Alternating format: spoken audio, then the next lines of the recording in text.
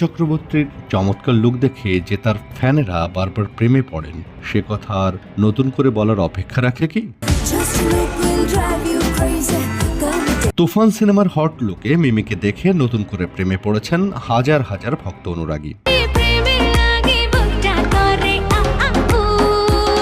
ঈদের দিনে বাংলাদেশে মুক্তি পেয়েছে শাকিব খান ও মিমি চক্রবর্তী অভিনীত ছবি তুফান। এই কদিনেই আলোড়ন সৃষ্টি করেছে ছবিটি, একাধিক শো হাউসফুল। এমনকি সিনেমা দেখার টিকিট না পেয়ে ঢাকার বেশ কিছু প্রেক্ষাগৃহে বিক্ষোভও দেখিয়েছেন দর্শক।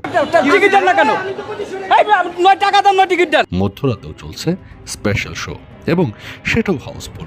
দ্রুতই হয়তো ওপার বাংলার সিনেমা হলেও মুক্তি পাবে তুফান, আর মাতাবে পশ্চিমবঙ্গের দর্শকদেরও।